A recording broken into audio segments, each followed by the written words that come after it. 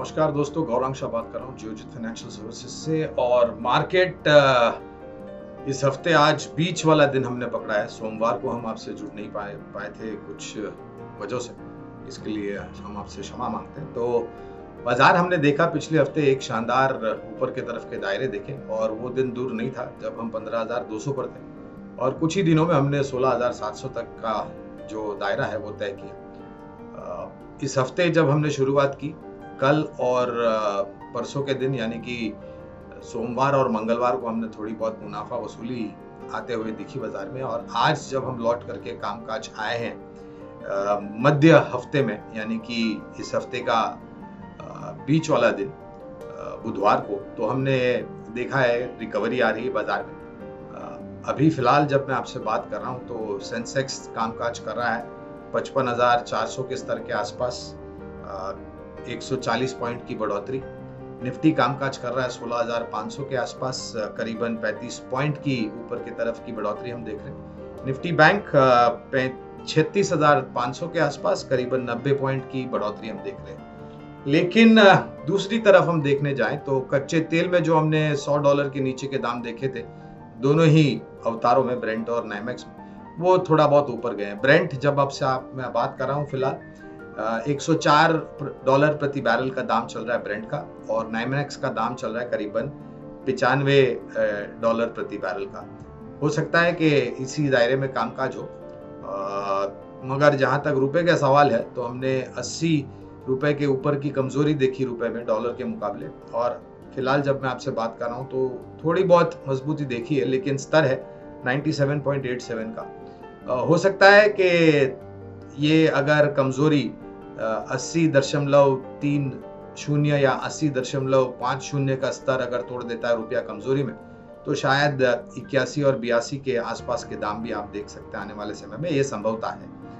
दूसरी तरफ जो पहली तिमाही के नतीजे हम देख रहे हैं वहां पर कोई बड़ी निराशा नहीं, कमूमन जो उम्मीद है उसी स्तर पर आंकड़े आए हैं। कल यानी कि गुरुवार को एफएनओ की एक्सपायरी, उसको चलते मेरे ख्याल से उठापटक थोड़ी बहुत हावी हो सकती है। लेकिन जो संकेत और जो खबरें स्थानीय मार्केट से और अंतर्राष्ट्रीय मार्केट से आ रही है वहां पर कोई डरावनापन नहीं दिख रहा है फिलहाल। और जो बिकवाली हावी हो रही थी विदेशी संस्थागत निवेशकों की, वो थोड़ी बहुत तब्दीली हुई है खरीदारी में, मामूली सी खरीदारी वो कर रहे हैं। तो हमारा अनुमान ये कहता है, हमारा गणित ये कहता है कि ये एफएनओ के एक्सपायरी के चलते और जो बाकी का साल रहा है दिसंबर 2022 तक, एक सीमित मात्रा में आपको रिटर्न मिलेगा। लेकिन नतीजों के आधार पर हमारे ख्याल में बहुत बेहतरीन तरीके से ऊपर के तरफ के लक्ष्यांक आ सकते हैं। कुछ क्षेत्र में उस क्षेत्र से जुड़ी हुई कुछ सक्षम और मजबूत कंपनियों, आईटी एक ऐसा क्षेत्र है जो फिलहाल किसी को पसंद नहीं आ रहा, लेकिन हमें लग रहा है कि 3 या 6 महीने की जो दिक्कतें हैं, तकलीफें हैं, वो दूर हो जाएगी। और जो टिप्पणियां मैनेजमेंट ने की है उसके आधार पर मेरे ख्याल से लंबी अवधि में एक शानदार रिटर्न आपको आईटी क्षेत्र में मिल सकता है। और एक करेक्शन जो आया है वो एक बेहतरीन मौका है निवेश करने के लिए। और आपको याद होगा दोस्तों, पिछले 2 हफ्ते पहले जब आपसे जुड़े थे तो हमने आपको राय दी थी कि आपको आपके जो निवेश की पूंजी है उसका ज्यादातर हिस्सा अब शेयर बाजार से जुड़ी हुई चीजों में आपको निवेश करना चाहिए, यानी कि शेयर बाजार से सीधे या फिर म्यूचुअल फंड के द्वारा। और अगर आप एसआईपी करते हैं तो उसकी जो मूल्यांक है, रकम है, उसको बढ़ानी चाहिए।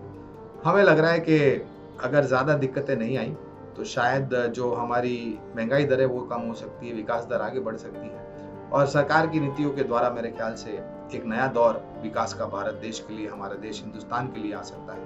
उसी तरह के आधार पर हम आपको राय देंगे कि ऑटोज पर ध्यान दीजिए, आईटी पर ध्यान दीजिए, बैंकिंग और फाइनेंस जो हमने पहले एक वक्तव्य रखा था आपके सामने, एक अच्छा माहौल नतीजों को लेकर के इस क्षेत्र का आ रहा है, तो आप यहाँ पर ज्यादातर अलोकेशन करें। एफएमसीजी में सुधार देखा है, मेटल सीमेंट में धीरे धीरे सुधार आएगा, तो धीरे धीरे करके निवेश कीजिए, थोड़ा समय दीजिएगा। मगर मुझे लग रहा है कि आने वाले साल में 2023 में शायद और भी बेहतरीन परिस्थिति होगी, जहां पर हमें उम्मीद है कि जो सर्वोच्चम स्तर बने थे हमारे सूचकांक के सेंसेक्स और निफ्टी में, उसके कई ऊपर जाने की हमारी क्षमता और ताकत है। हमारी बात सुनने के लिए शांतिपूर्वक आप लोगों का बहुत बहुत धन्यवाद। अपनी सेहत का ध्यान रखिए और अगले हफ्ते तक मुझे इजाजत दीजिए। Thank you.